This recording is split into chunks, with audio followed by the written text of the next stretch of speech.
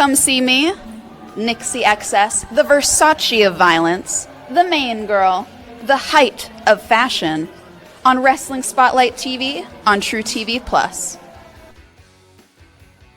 Well, we got a tremendous introduction there from the main girl herself, Nixi XS. Thanks for joining us here on Wrestling Spotlight Weekly Champions. You can catch us on True TV Plus. Download that app anywhere. You can take it with you 24/7 on any smart TV or any device.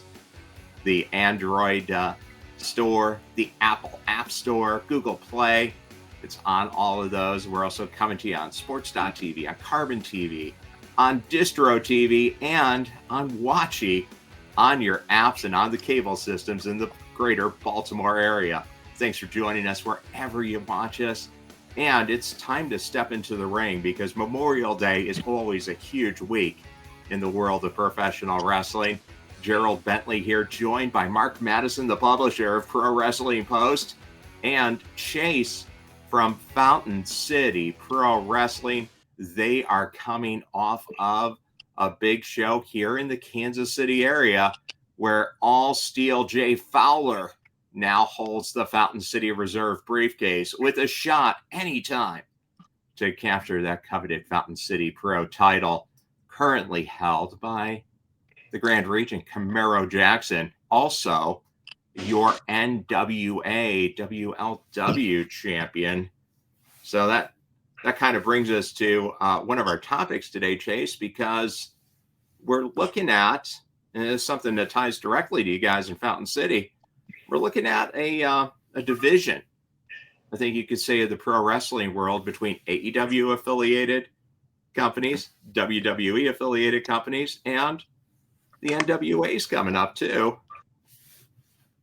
What do you think about this new kind of, it almost seems like a pro sports academy type relationship that's building in the pro wrestling world? Yeah, I love it. Obviously, being a promoter, doing what I do. I was telling somebody the other day, wrestling is mainstream. It's cool again. It's popular. One could argue that it may even be more popular than it ever was. And when you look at the top, like at that WWE, AEW, NWA levels, where it's popular there, it does really well for guys like me, because when locally somebody's looking for something to do on a Friday night and they got a kid or a young adult or whatever the case may be that wants to watch some wrestling, it gives us an opportunity to introduce them to wrestling on the independent level.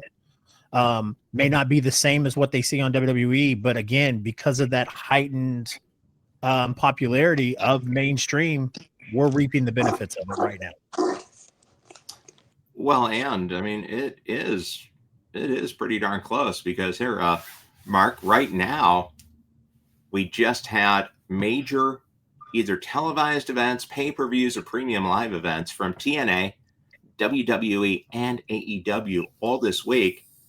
One of the TNA champions, Heather by Elegance, formerly known as Heather Reckless, you could have seen her in a Central States ring, in a Fountain City ring, in a World League Wrestling ring, just like a year ago.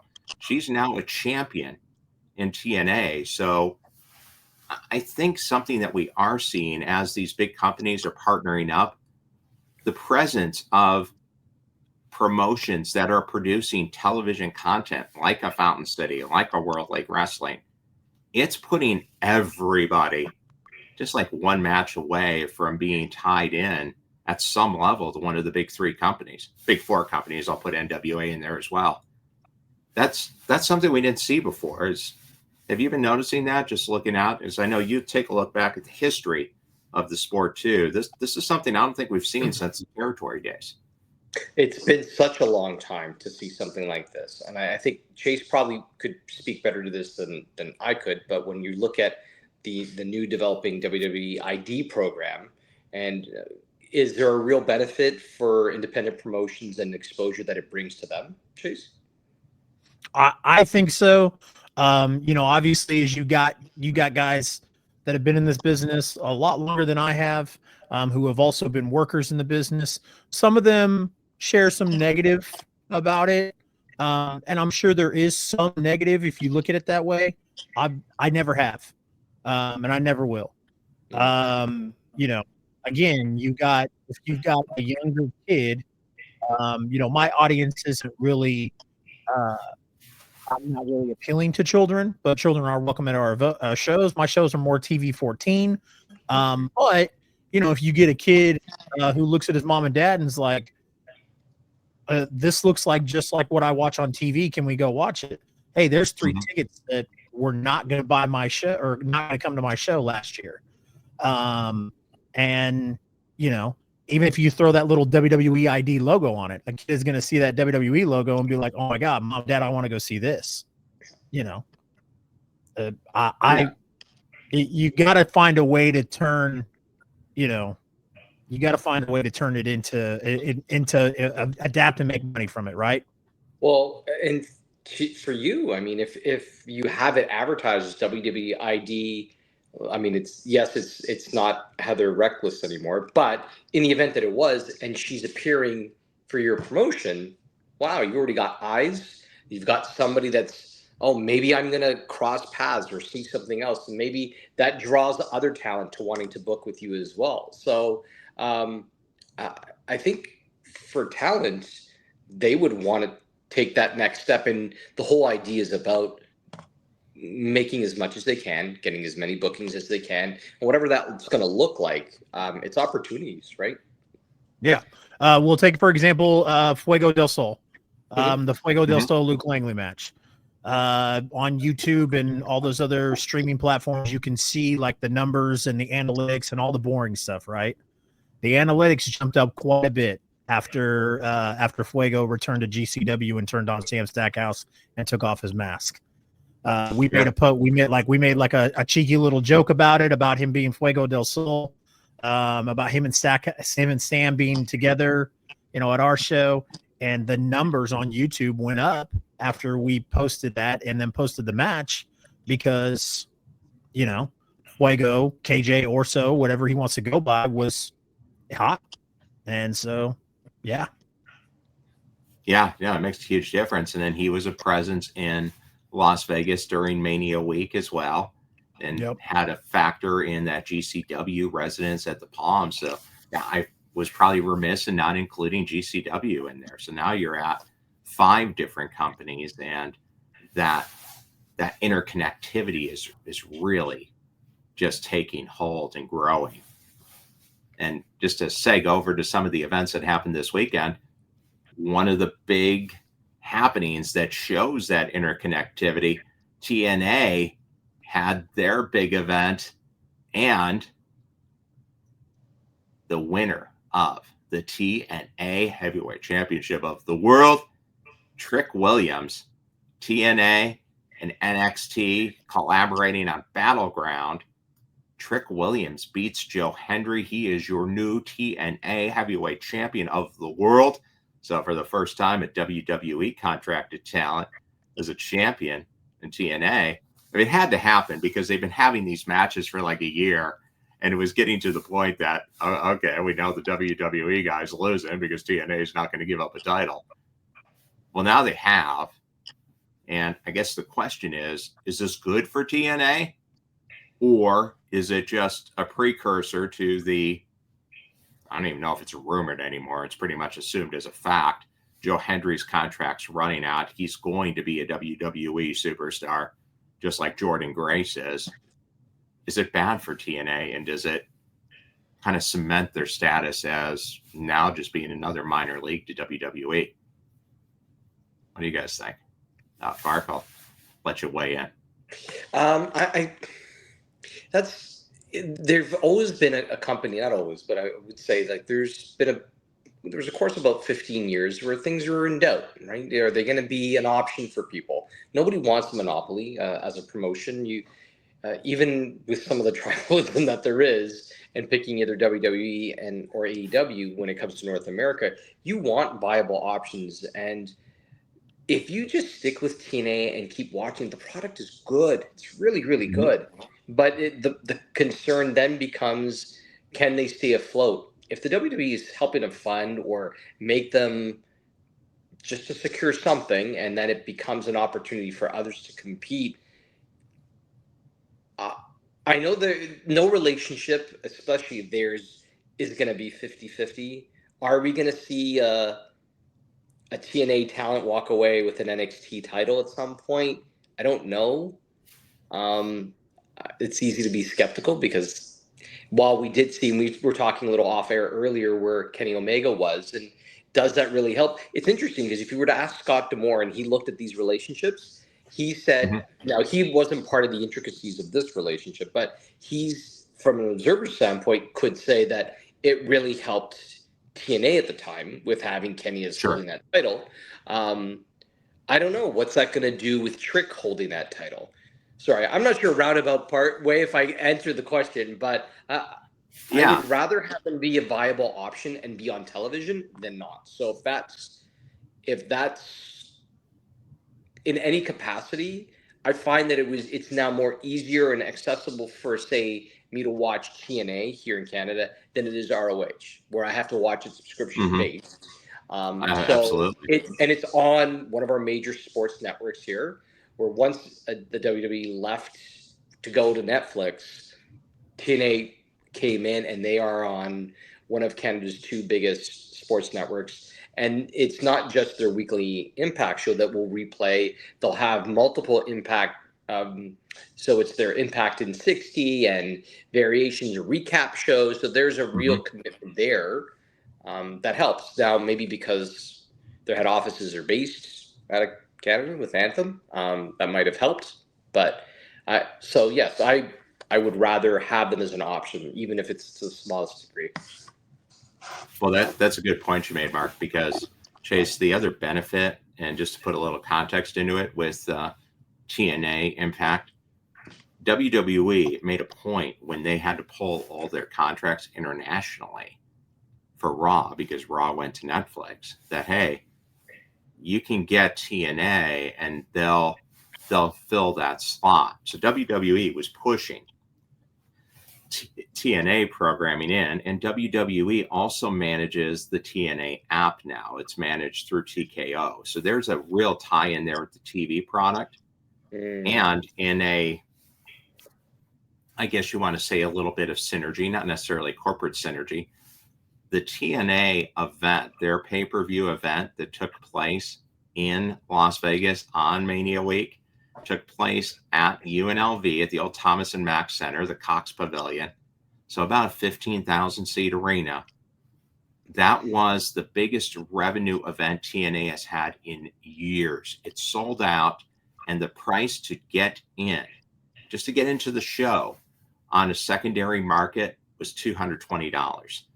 Wow. So that's definitely a huge benefit for TNA, because I think it's safe to say it's been a long, long time since an Impact Wrestling, TNA Wrestling ticket went for $220. Wow. So in that regard, Chase, I think it's a win for TNA. Yeah, I mean, I think that we are just so used to, you know, I'm 36, 37 years old. Sorry. You know, I lived through the WCW got bought out, and then for a few years, there was no product on television to see that was different than WWE. And then when TNA jumped on, it was never WWE, the way they were ran, the way they were functioning. They were never ever meant to be like, hey, this other company. That was just not the old owner's style, right? And now, you know, we just have to get used to the fact of like, hey, it's different now. Like, the guy who's in charge is calling GCW. He is reaching out to independent wrestlers and putting the WWE ID tag on, and then also having a WWE ID tournament on GCW. The other guy that was in charge 5-6 years ago would have never, ever, ever let that happen. Now, don't get me wrong. I mean, obviously, like, we grew up through seeing him kind of throw bones at ECW and help Paul Heyman out in the late 90s. but nothing on a scale compared to what they're doing right now with TNA and with the independent scene. I hope that it continues with, like WWE throwing TNA bones, and letting them kind of, letting TNA run off that momentum. I don't necessarily think I want to see WWE buy TNA, which is what, we've heard. I don't know if I'm excited about that idea. Like I said, I think I would rather them, kind of help elevate them and let them kind of move at their own pace, but we'll see. But to answer the question, it's of course it's good. It's good for TNA. It's good for WWE. WWE is going to get Joe Hendry out of this, right? I mean, absolutely. That people can look at that from a negative standpoint and look at it from, as a TNA fan and be like, that's, they're just going to poach, the popular people from them, but it's still going to put eyes on TNA no matter what. So, Chase, what's the criticism with the ID program? Sorry, just enlighten me, because I don't know. There's curmudgeon-y fans that might be there, or even talent that are cynical about the benefits. Like I'm trying to wrap my head. I see the benefits for you as a promoter, getting talent, wanting to compete. Oh, we know that there's ID program. It's going to help get fans to your product too. But where's the criticism? Just so I can understand it. That's all. Absolutely. Great question, Mark. So a lot of people who have been in the business a lot longer than I have and whatnot, I have seen some complaints from promoters saying that the WWE ID tag puts guys, when guys get that tag, their rate goes up. And if you're a small time promoter, I'm of the essence, I own two businesses, my pro wrestling business, and I own a landscaping business. I also work in sales. In my landscaping business, I don't drop my trailer for less than $60. I don't adjust my prices for anybody. I think it's wrong for me to go to a talent and them say, hey, I'm worth XYZ, and me go, yeah, but I'd really like for you to work less than that. That's not right. I don't do that in my business. I wouldn't ask somebody else to do it in their business.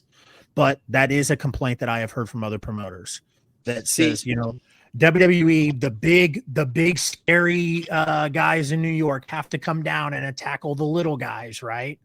And I don't look at it that way. I don't. But see, talent, don't they price themselves out of a market? Like, you can have that ID labeled to you, and you as a promoter, like, that might be your rate, but this is what I can afford to pay. And this is whether that's, the ID program is, unless there is kickback to you as a promoter, like, oh, okay, well, wait a minute, we're going to have that. But then if you're going there, there's some sort of subsidy that comes in some way that you can allocate. Okay, well, this is where I can try to balance that out and say, okay, well, if somebody's coming in with that price tag, how is it helping me also that I can make up that difference? I don't know. I don't know if that's no, it's from what because I have reached out to a few talent that have the WWE ID tag, and all it is it's a tag, and it gives WWE the right to say, hey, like, if they're going to get picked up, we have the right to sign them before TNA or before AEW or before anywhere else, right? Right. That's it. But if somebody says, hey, I spoke to you last year, my rate was $150. I now got this WWE ID tag, and things have been going great for me. I did increase my rate to $300. Okay. But guess what? When I book you for $300, and I put the WWE ID tag on our poster next to your name, again, going back to what we talked about, the little kid who doesn't watch wrestling, religiously, like a bunch of, neck bearded guys do, are going to look at it, are going to go to their mom and dad and be like, that WWE guy is going to be at a show that's 20 minutes away, or even the neck bearded guys are going to be like, oh my God, you got so-and-so who's wrestled on GCW and blah, blah, blah. So that's the way I look at it. Obviously, like, obviously, like, yeah, there's going to be some guys that are going to price themselves out of what I can afford. But I mean, if you look at it from that point, there's going to be people that are going to buy more tickets because you have a more popular name on there. And a guy who, you know, a WWE ID tag is, I don't want to say this, I don't want it to come out the wrong way, but somebody with a WWE ID tag to me is more of a viable option than me calling somebody who is on the back end of their career, who did go to WWE, but is going to come in and be like, hey, I want $1,000. Sure. And, you know, I want flight and a hotel. Then it's like, okay, you're 1,000% probably worth that, but I see a little bit more over here with the guy with the guy who's 23 years old and has that WWE ID tag than I do, you know, somebody who will get in the ring and get a quick pop for that. And that's it, you know? So it's definitely better for the business, I think. Mm-hmm. Yeah, and Mark, I had a chance to talk with the David Difference and Joe DeFalco from Future Stars of Wrestling in Las Vegas, and they are the home promotion of the single biggest number of WWE ID wrestlers from one promotion in the country. They were part of that WWE ID tournament during Mania Week. Oh. They love it because it's raising their profile, and then they can also point out to, hey, when you see Solo Sikoa, when you see Zoe Stark, when you see Karrion Kross, they came from FSW. Yeah. So they're leaning into it pretty heavily. And those talents coming back are coming back proudly, saying that this is my home promotion. This is where I came. So they're just as much doing in front of the camera and being Karrion Kross coming back for Chris Bay's benefit show and doing it proudly. Right, and him speaking proudly about being part of FSW, it really is a win-win. At least I see that, right? Oh, absolutely, yeah. And you know, it's something that's lifting up because they got to be, FSW has to be an example, for independent promotions around the country because they do a great job. And granted, they have a terrific venue to come from because they're literally a 5-minute drive from Harry Reid Airport in Las Vegas, just about 10 minutes off the strip. So it's a great venue, but they put a lot of work in, and you know, they've committed to it. It's a full-time business for multiple people, but yeah, they're leaning into it. They're really excited. And I did want to highlight one other thing that I think the WWE ID program can help. There are some independent wrestlers who charge quite a bit more, but, you know, in the words of the Nature Boy, they also fill the seats. So, you know, if you get them, you're getting the benefit too. Like, you know, this guy. Filming. All right, this is Dan Housing, and you are watching Wrestling Spotlight TV. And if you're not, I don't know how you're seeing this video, but you're cursed. Dan, the dad from Glory Pro, has told me point blank, whatever Danhausen charges, it's worth it because the guy comes in, he brings the people, and he puts on the show. So there are people like that, you know, they're just next level. Mm-hmm. And if that's where Danhausen's going to be at, that's great because, physically, he's much smaller than me. So, he's not going to go and have a 60-minute 5-star match against Will Ospreay. That's not happening. Yeah. But his personality, and you let him go for about 10 minutes in a match, man, the guy's great. So there's places for everyone, which I think is the good thing. I don't know if we can get Danhausen to come and curse Kansas City. That would be neat. But we had that video of him cursing Midnight Guthrie during him and Shin's match. So yeah, but that's pretty great stuff. Well, let's get to some of the events that happened over the weekend. I guess the biggest one, of course, is Saturday night's main event. I love the presentation tying back into the 80s. And we see the return of the American Nightmare, Cody Rhodes. he came in, ran into the ring, and in the spirit of true pro wrestling, he actually did run in. He didn't stop to punch the ramp twice and hit the whoa. He actually raced in and saved Jey Uso. Did not do the Jeff Hardy where he stopped to hit his dance move and then got into the ring. Cody Rhodes is back as the captain, self-proclaimed captain of the WWE roster. And the main event is now set for Money in the Bank as the American Nightmare is teaming up with main event Jey Uso against John Cena and Logan Paul. What did you guys think of both John Cena's match against R-Truth and Logan Paul's match up against Jey Uso? Mark, were you excited to see R-Truth face off against his childhood hero, John Cena? I was, and I thought it would have gone longer than it was.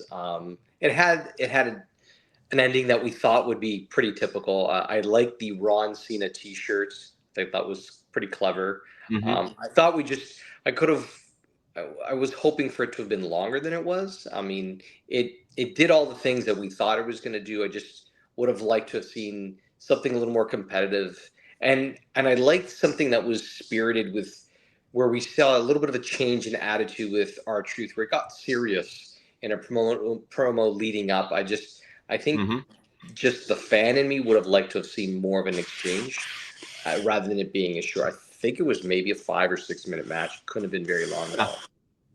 I did like the interchange where R-Truth hit the shoulder tackles, hit the "you can't see me," the 5-knuckle shuffle, and the attitude adjustment. That was great. Oh. And you had the little bit of doubt when Cena had the chance to blast R-Truth with the belt to win the match, and he held back. So that's what R-Truth's clinging on to, that he can see the turn coming. He's turning back to good. I don't think R-Truth is looking through whatever colored glasses he looks through most of the time. But quite entertaining. Chase, did that match do what it needed to do? Yeah, I don't think anyone thought R-Truth was winning.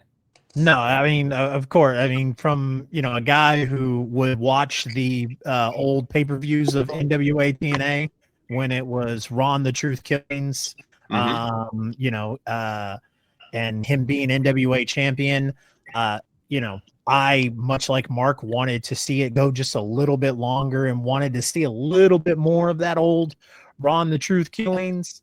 But at the end of the day, I understand.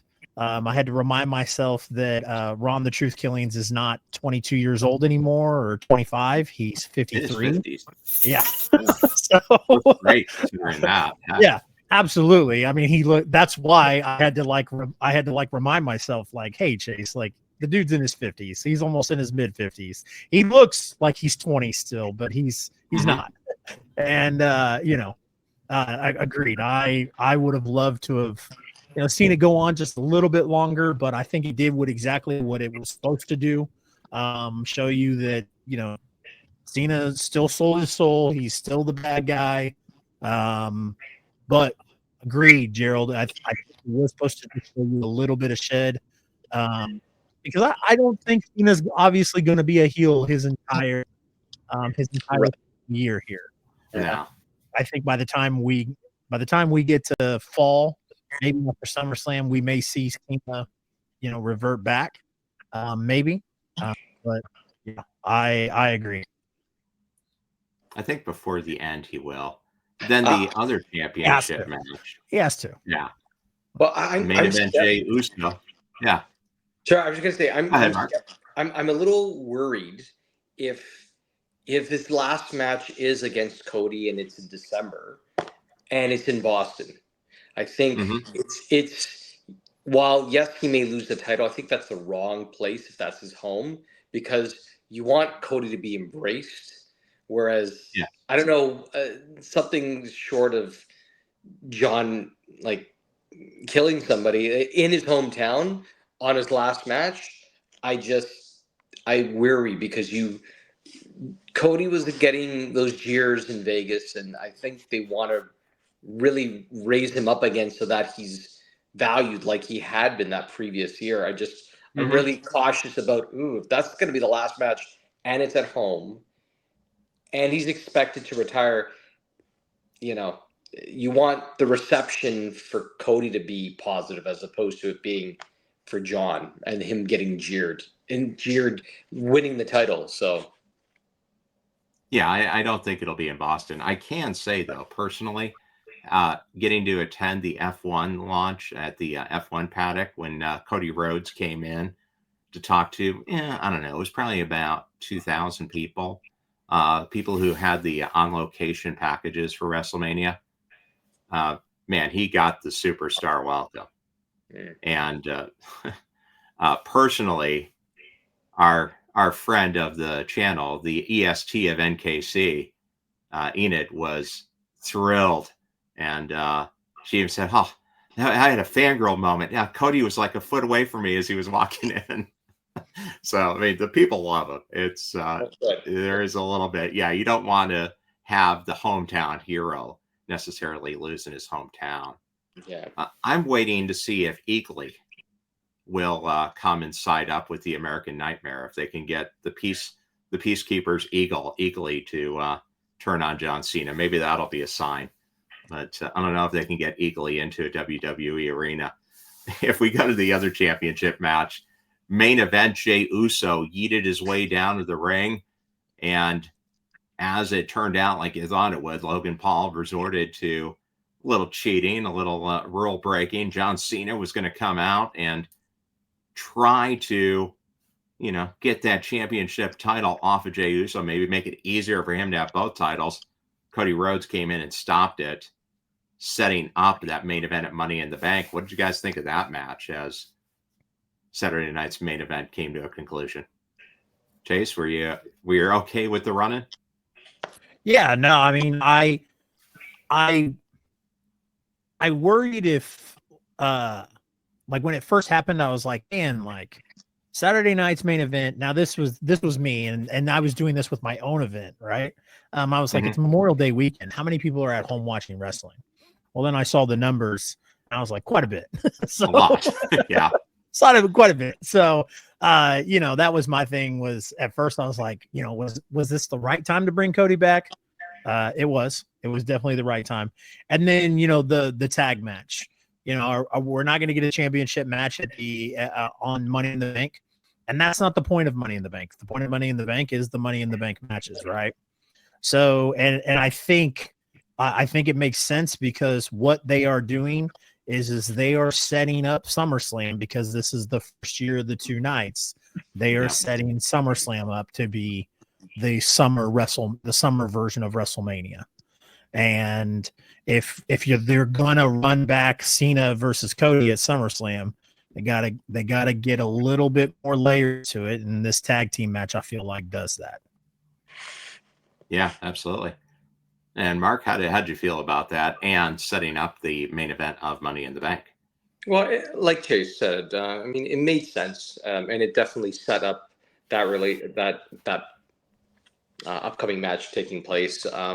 And everybody that was involved are key cogs in this storyline and moving forward. I think we're looking at a future world champion, Logan Paul. They can't allude to something so often and not think that at some point, whether it's at some point this year or even in next year, he's just super athletic, super talented, and can do things. He gets a reaction negatively, but he gets a reaction because he's just, to be that young, to be that good, to not have the foundation that others do. It's mind blowing. But you want it to be clear that the people that are going to get cheered are your definitive faces that are going to get massive pops, where it's Jay and Cody, and John, to his credit, has worked really hard to get these jeers, and Logan doesn't seem to have to do much. He just has to be Logan. No. Is doing the same thing. So yeah, I wonder what this is going to lead to after this point. But yeah, it makes sense. One of the things. Yeah, absolutely, and that's one of the things to talk about is they have ran into an issue with John, right?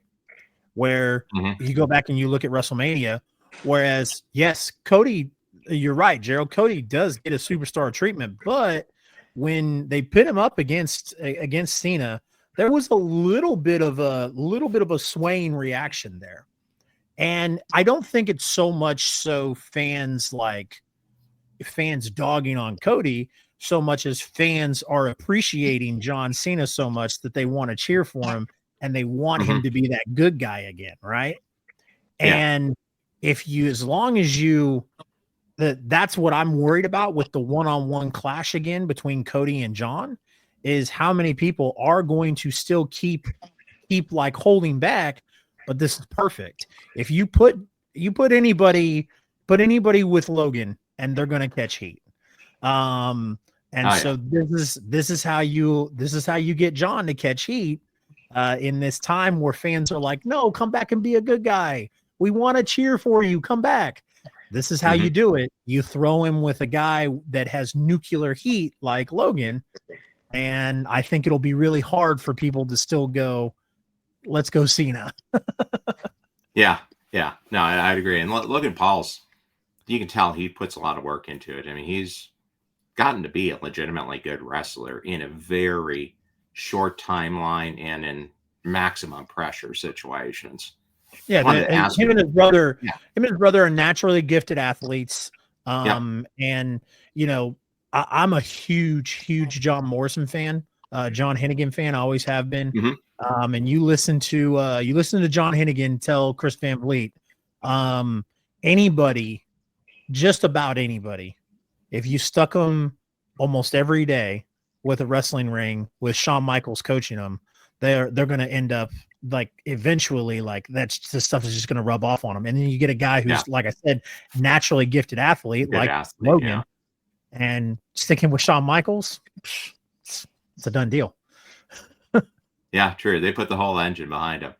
A guy who's currently getting the whole machine and the engine behind him, the Monday Night Messiah himself, Seth freaking Rollins. They kicked it off with Seth and Braun Breaker going up against CM Punk and Sami Zayn.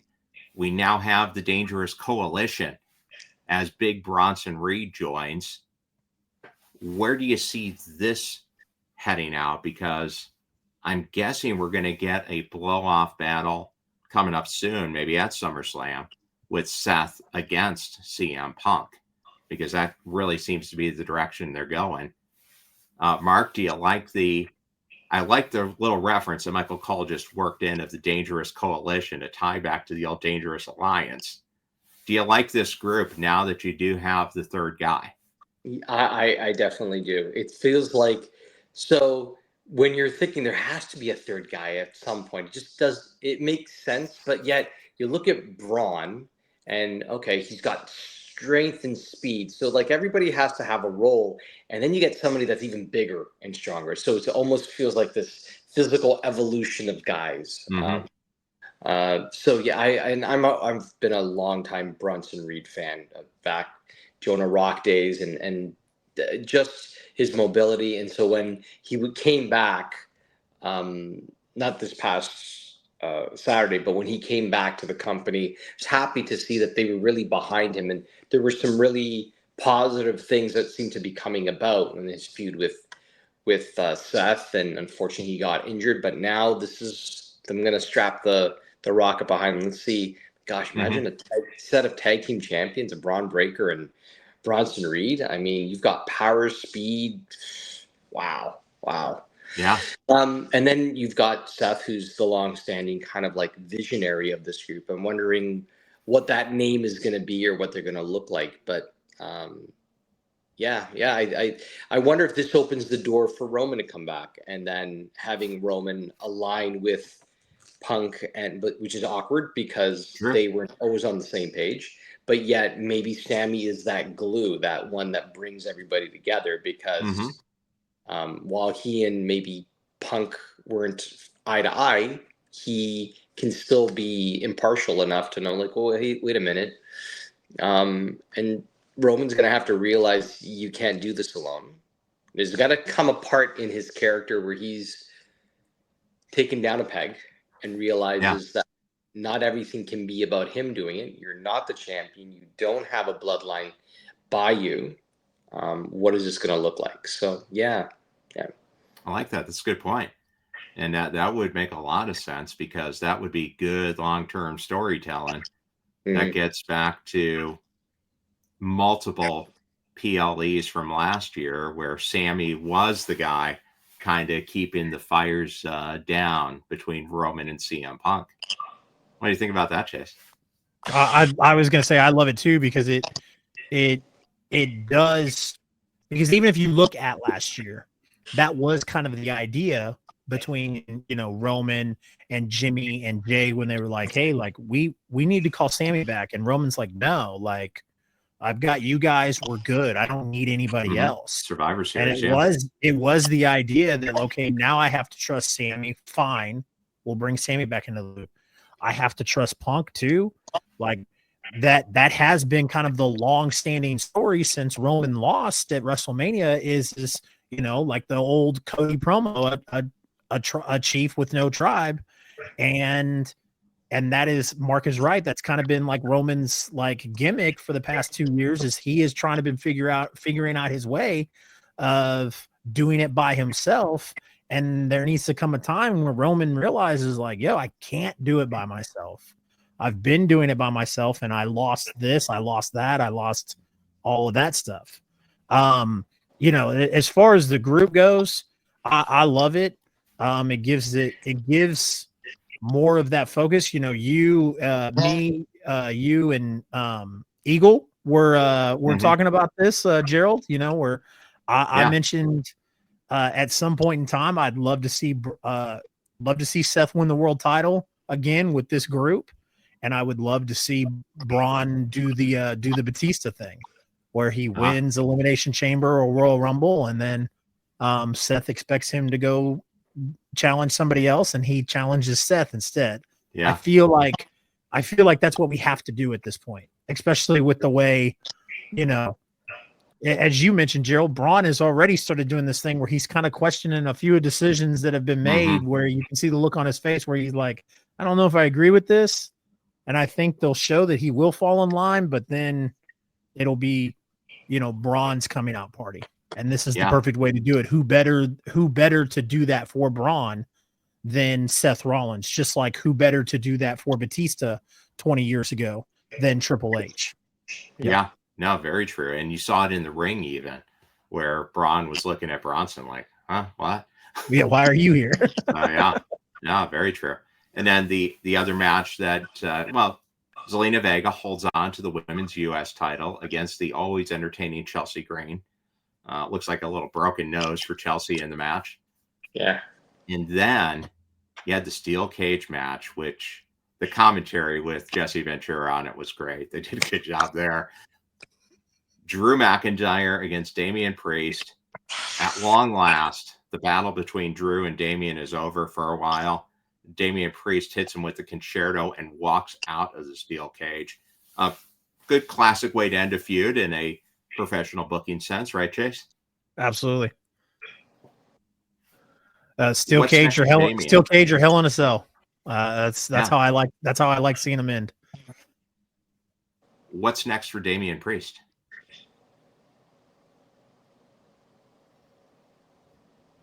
Jacob Fatu. Injury list is ahead for Jacob Fatu. Yeah, that's true. That'd be a good matchup. I think that he needs somebody physical to go against him. Yeah, somebody that's going to have that presence right now to intimidate. Because right now there seems like the JC Mateo dynamic. You know, it's interesting that initial reaction that you shared about between Braun and Bronson in the ring, looking at each other, kind of resembles that Same happening thing on the SmackDown side of things. But I would say that, and then there's got to be more of this need to try to prove JC Mateo's worth or value. So Solo keeps having to do that too. But I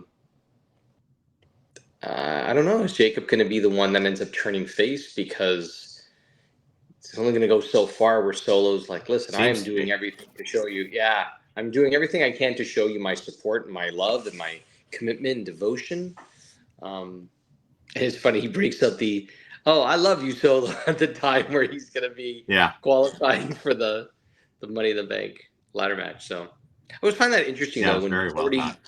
already established champions are filling the spot in that match. I always find it curious as to why that is or what purpose that might serve. But sure. Oh, well. They got a lot of stars. Got a lot of stars going in the WWE right now. It will be interesting. I did like the line Jacob Fatu mentioned too, that I'm not related to you. You're not from our island. Jeff Cobb, JC Mateo from Guam, not part of the bloodline. Of course, neither are the Tongans, but who cares? It's wrestling. It's wrestling logic. It's close enough. Yeah. And it is Asian American Pacific Islanders month too. So it is. Acknowledge the bloodline. One more WWE story. Breaking news across the sports media, not just wrestling media. WrestleMania finally coming back to Las Vegas after last year. Coming back. I'm excited. Yeah, I'm so excited for this. Having been there and having a good case study, I guess, an A/B comparison. Philadelphia was great. Lincoln Financial Field, terrific stadium. It's on the subway line. It was easy to get to. Terrific. It's not Las Vegas. Because I think what WWE has realized as they're getting more tied into these affiliate programs, GCW, I went to Bloodsport, and you had 4 WWE talents competing at Bloodsport during Mania weekend, headlined by Natty Neidhart and Killer Cross, Karrion Kross. There's no city in the world outside of maybe Riyadh, if they do it in Saudi Arabia, that the WWE can effectively swoop in and take over, and everything is within a 1 mile, 2 mile walk for the fans.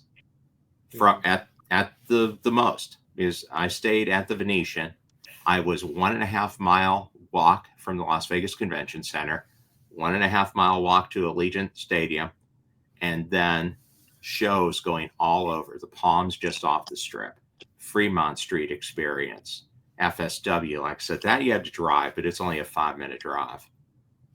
No other place can they take over and have all the events going at the same time.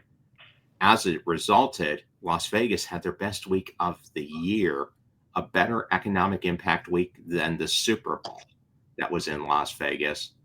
And it seems like it's a deal that neither the city nor the WWE can resist, because now they're saying they're going to have it regularly in Las Vegas. As a wrestling fan, Chase, are you okay with that, knowing that, hey, it's a destination and maybe 3 out of every 5 years it's going to be in Vegas? Yeah, I mean, I don't know what the deal was with New Orleans, and maybe we may never know, and that's okay. But I think that because they were just there last year, plus the obvious elephant in the room, TKO's huge presence in Las Vegas with UFC, made this an easy decision. I like it because I like going to Vegas. I don't gamble. I don't gamble at all, but I love Vegas for the same reason that you mentioned, Gerald. Everything is right there. When I was in LA, I had to Uber everywhere. I went to WrestleMania 39, and like you talked about, all those events were within a 20-30 minute radius of each other, but you had to Uber everywhere. Like you can't walk out on the Strip and go to 7-8 different venues in a 3 mile radius like you can in Vegas. WrestleCon was at the Westgate, directly across the street from WWE World.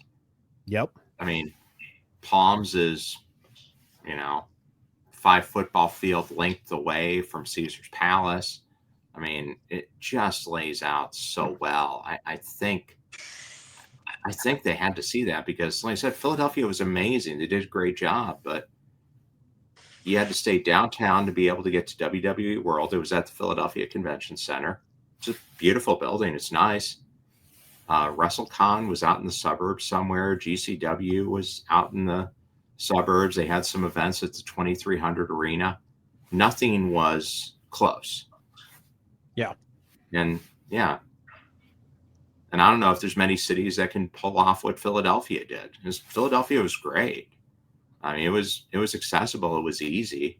Coming from Kansas City, even if we get the Dome Stadium. The Chiefs built the Dome Stadium out at the Legends, which, Mark, just for reference, is about a 20-minute drive from the airport and about a 30-minute drive from downtown Kansas City, where most of the hotels are. Okay. Kansas City couldn't host a WrestleMania. There's no way. You don't have public transit to the stadiums. The big hotels aren't close to the airport. And the other facilities you could use for shows, like the Cable Dahmer Arena, well, it's on the opposite side of the city. It's just not set up for it. As vastly improved as Kansas City has gotten for conventions, couldn't do it. But people really wanted, obviously international, or Minneapolis was the big one. They've got a beautiful new stadium. US Bank Stadium, yeah. Yeah, those were the ones that people don't realize, like, the time and effort that goes into it. This was a fallback reaction for WWE. Like I said, TKO has a huge presence in Vegas. They, they were just there last year. So it was an easy knee-jerk reaction to be like, hey, this didn't work out. Let's run Vegas again, and it'll be okay. I'm happy for it. I'm here for it because, again, I'm excited to go to Vegas and not spend $800 a week on an Uber. Yeah, so. I know the reaction. The reaction in my small group study of one was pretty positive. Yeah, because just coincidentally, Las Vegas is also the only city in the world that has 10 Louis Vuitton stores in a 1.5 mile radius. Just purely coincidental. Not saying that was a huge factor in it, but yeah, they do. Over on the other side, the next big event coming up, and as we're winding it down here, you're watching Weekly Champions on Wrestling Spotlight TV, available on Sports.tv, on True TV Plus, on Carbon TV, and on Watchy. The next big event coming up, which will be at AEW All In, going to the Texas Rangers home stadium, Globe Life Field in Arlington, Texas. We know the main events now. As a result of Double or Nothing, the Owen Hart Cup champions were crowned. And that means we're going to get Hangman Adam Page, now firmly back in the side of the good. He's got a white hat on, not a black hat, taking on Jon Moxley. And maybe the long tail of the Death Riders will finally come to an end. Then the Women's Championship, Mercedes Moné, the CEO, taking on Timeless Toni Storm in, amazingly, a first-time matchup. How do you guys feel about that? And are you excited for AEW All In? Mark, how do you feel about AEW? I think they've had a great year so far. Yeah, I think this feels like, definitely. I mean, especially coming off of Double or Nothing. I would say for that main event of Moxley and Page, this could be the redemption match where Page seems like he's been stripped down and he's kind of gone through the ringer, and this is his way of coming back. I haven't seen the AEW title since it's been encased in a briefcase, and that's really built what are we going to look at when it's finally revealed? Is it going to be the same? Will it be disassembled? Will it be smashed? What does value look like? Something to that effect. But yeah, I was a little surprised that we weren't looking at a Will Ospreay, but maybe that's going to still play itself out when it comes to happening in the UK, and there's an AEW event taking place there. Forbidden Door. Yeah, but I mean, taking place in Texas, he being a cowboy, I get it. It makes sense. So, yeah,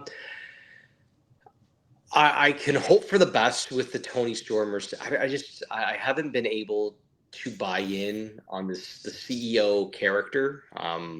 My mindset is I'd really like to see Tony walk away.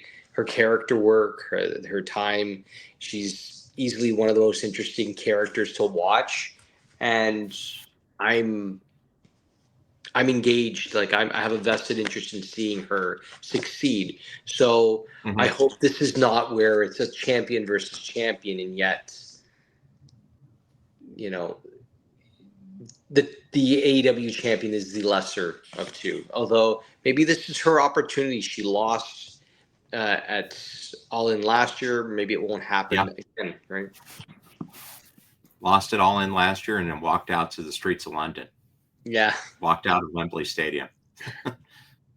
Not that you're actually too close to the streets of London, because Wembley Stadium, if you haven't been there, is kind of out a little bit. It's really more in the suburbs than it is in London. It's all one big lava city, but it's in Ealing. It's not in London Central. Chase, how do you feel about the big matchups? The Hangman against Moxley and Tony Storm against the CEO, Mercedes Moné. I like it. First, I love baseball stadiums. One of my favorite WrestleManias of all time took place at Safeco Field.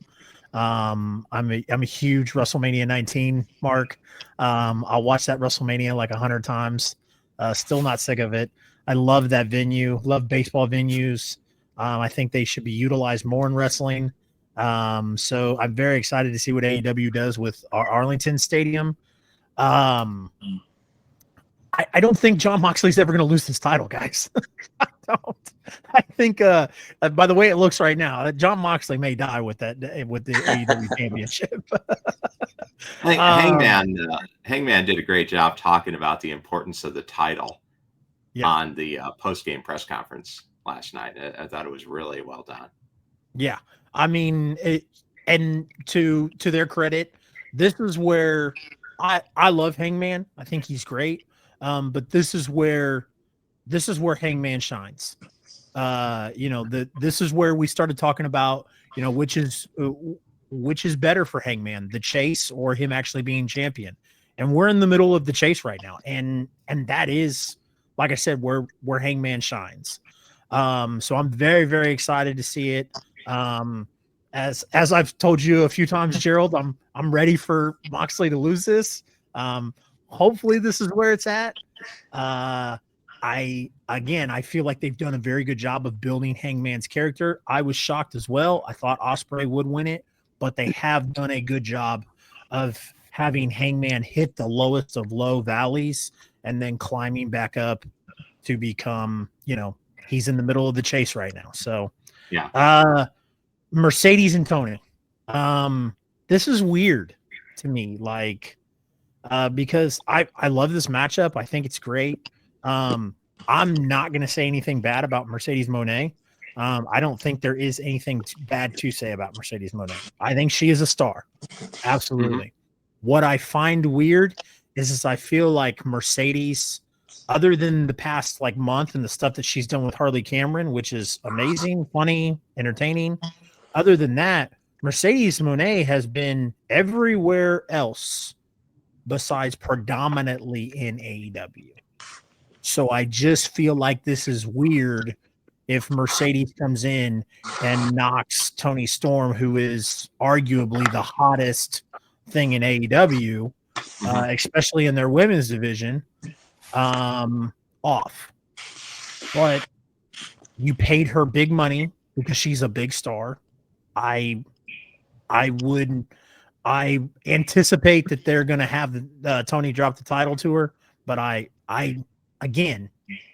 just feel like Mercedes hasn't been there that much. She's been doing other things, which is great that AEW allows that. But then, like I said, you walk in the door and you do one little program with somebody else, and then now you're about to face John Cena. Or, bad example, you're about to face Rhea Ripley on your biggest show of the year, and you haven't convinced me or your audience, I feel like, that you've done enough to dethrone her. Yeah, it's going to be interesting, and they are working in the post the post-event media scrum, they worked in a couple of mentions of the Ring of Honor champion, the Fallen Goddess, Athena, who had the match on TV, arguably the best TV match in AEW this year, against Mercedes to advance to that matchup against Jamie Hayter last night, which led off the show and was a really good, hard-hitting match. So their women's division is definitely clicking on all cylinders. They did win a free agent battle, too, with Willow Nightingale re-signing for multi-years with AEW and turning away a WWE offer. So a lot coming, and we'll have a good build-up. They're really going to have quite a bit of time. They got 7 weeks to build up to All In, with some special TV shows, an event in Mexico, working with CMLL. So we're going to see AEW's version of WrestleMania get that extended buildup. So I think we're going to see a lot more story coming into the Toni Storm Mercedes matchup as well. And for fans out there, if you're complaining, man, WrestleMania is too expensive, I can't afford it, you can get in right now with quality seats in the lower level for All In for $107 a piece on SeatGeek as I'm talking. And you can get floor seats like 100 feet away from the ring for $192. So you're talking about a tenth of what the floor seats were for WrestleMania. Now, there's more expensive tickets, but I'm looking at SeatGeek as we speak, and there are a row of floor seats available for $192. So it's open for you. You can definitely get, no pun here, you can definitely get into All In for a reasonable amount of money, and it's located in the sports complex with hotels all around it. So, well, you know why that is, though. You know why that is, though, right, Gerald? Because they're not selling as many tickets as WWE is. That's well, why. I wasn't going to say that. What I was going to say is that they got you in the middle of the baseball field in that Texas heat, July 12th. Yeah, it's a dumb stadium. Dumb stadium. It's going to be closed. Yeah. Will it? Okay. Yeah, that's why the Rangers built it, because the Rangers used to have, they had the ballpark at Arlington. Yeah, that's what I was thinking. Beautiful. It was I used to live in Dallas. I didn't know. Yeah, I didn't know the Rangers built a new stadium. Yeah. Oh yeah, new stadium. The ballpark at Arlington was beautiful, but the problem is it's Dallas in the summer, and it was a blast for us to play all night games. Yeah, no, it's a dumb stadium. Yeah, cut that part out then. Yeah, it's kind of like playing a day game at Kauffman Stadium. You better have double sunscreen on because you're going to get baked. Well, with that, we'll wrap it up. I think we hit all the topics here for this holiday week as we went through WWE, AEW, TNA, and the big move of Mania back to Las Vegas. Just like The Rock says, finally, WrestleMania is back in Las Vegas. It didn't take long at all. Let's do our champion of the week, and then we'll move ahead and head into what's coming up on Wrestling Spotlight throughout the week. Hey guys, it's your girl Ash by Elegance, and you're watching me on Wrestling Spotlight. Our friend Ash by Elegance holding on to the TNA Knockouts Tag Team title, along with Central State Wrestling and Glory Pro Zone, Heather Reckless, Heather by Elegance. So, Mark, who gets your champion of the week? You got the Wrestling Spotlight TV title here. I want to give the spotlight to the week to somebody that has made his return. I want to give it to Big Bronson Reed. Finally picking a favorite. He's made a return to be his size and to suffer the injury that he did, to be able to make the recovery. That is a champion that shows heart, that shows determination, and a champion doesn't have to be someone that's holding a title. It's just what you're showing internally, right? Intestinal fortitude, as they would say. Mm-hmm. After that injury at Survivor Series, he deserved it because that was nasty. Yeah, it was absolutely nasty. Yeah, Chase, do you have? We'll give Bronson Reed his due. Chase, do you have someone else to put up Yeah, as I'm, the champion of the week? I'm not gonna pick a WWE guy. I'm gonna kind of mix it up a little bit. I'm gonna go with Hangman. Winning the Owen Hart Cup and facing Moxley at All In. I feel like they've done a good job of again putting the machine behind Hangman, the chase, if you will. And now there's going to be a lot of people that are like, okay, is Hangman finally going to be the guy to knock Moxley off? So, Chase. Oh, sorry. Yeah. Sorry, Gerald.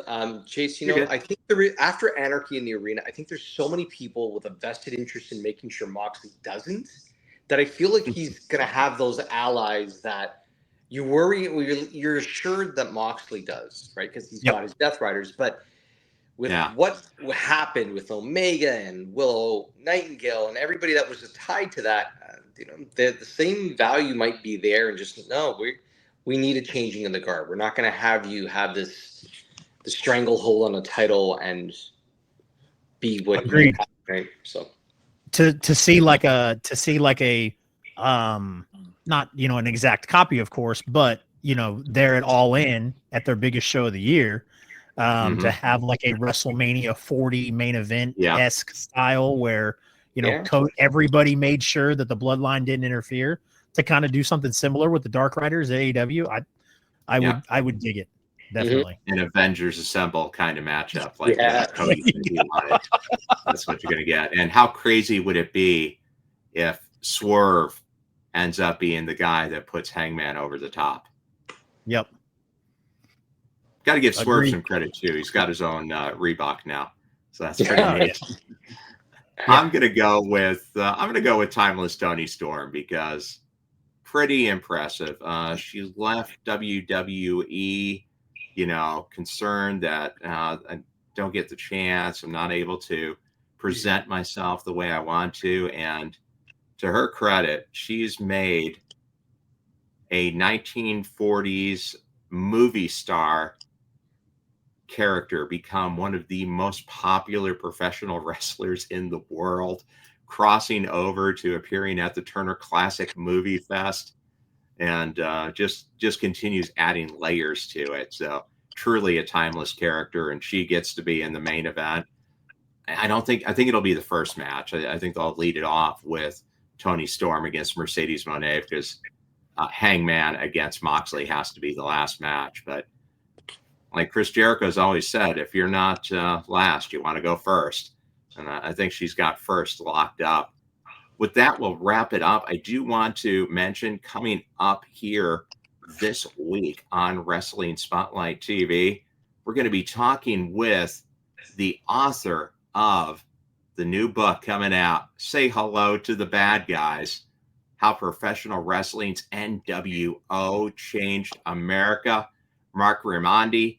We're going to talk to him and take a close look at how the outsiders, Scott Hall and Kevin Nash, and then the third man, Hollywood Hogan, changed wrestling to this day, because you still see elements of the NWO reverberating through pro wrestling. And to tie in with that, our featured matchup this week on Wrestling Spotlight, coming from our friends at Pro Wrestling Library, Joe Dombrowski, the voice of MLW, his promotion, Pro Wrestling Ohio, they had a featured matchup with Big Brody Lee, the greatest TNT champion of all time, taking on Kevin Nash from the Cuyahoga River waterfronts in the Flats in Cleveland. You can see that match this week on Wrestling Spotlight TV. Kevin Nash on Wrestling Spotlight TV. And then we're going to talk about his impact in WCW and how they truly did change pro wrestling. And Mark, I know you've written a lot about the impact of the NWO. And if you search out Pro Wrestling Post, you can really dig into it too. But a very interesting topic. Yeah, definitely. But we, following in with the theme of the month, really is what you mentioned, being South Asian Pacific History Month. We've got tons of pieces, whether it be on Dakota Kai or Bronson Reed or the Bloodline in general, the Wild Samoans, pieces on the Samoan SWAT team or Headbangers, the Islanders. Like, we go on and on. Umaga. We are going to dive back a little bit. We do have a piece coming out on Coco Samoa, taking place at the end of the month, and really trying to continue to embrace it. It's becoming harder and harder. I think we've maybe exhausted the gamut on the NOI family, but maybe just exploring other pieces as well when it comes to Polynesian talent. We do have an audio version of our podcast with who was Jeff Cobb at the time, in a very interesting interview with Tessa Blanchard sitting 5 feet from me, and he continues to refer to her.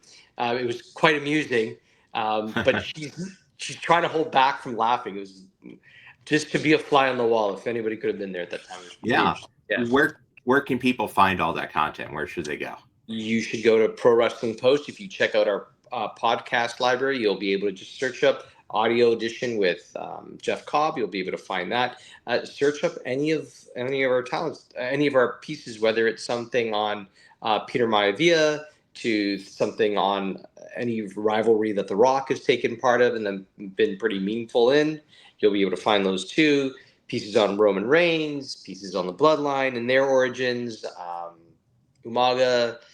Those are more recent. And then we continue to keep it going with even on this day specials. And yeah, lots of great stuff. And then Chase, Fountain City Pro, just completed the show. The Fountain City Reserve's been decided. People want to follow and get a little backstory on Fountain City Pro Wrestling. Where should they go to? Follow us on social media. Pro Wrestling KC on most, if not all. I think one of ours might just be Fountain City Pro KC. One might be Fountain City Pro. FountainCityPro.com will have all your links to our socials and links to our tickets and we have started a Patreon. The Patreon will be linked on the website as well. The Patreon for $5 a month allows you access to watch the shows live and then have access to the backlog on demand of our shows. But if you don't want to pay the $5 a month, which I understand some people don't, and that's okay, you can watch Wrestling Spotlight TV and catch our shows on there. So awesome. Well, hey, thanks for joining us on the holiday. Everybody have a great Memorial Day and lean into the road to All In for AEW and the short build up to Money in the Bank. Stay tuned to Wrestling Spotlight TV for more. Check out our interview about the NWO and tune in for that matchup with Brody Lee against Kevin Nash. I was surprised to see it. I didn't realize that was going to be the main event, but big matchup and ties in great with the NWO book coming. Thanks for stepping in the ring here on Wrestling Spotlight TV. Have a great week, and we'll see you here on the channel.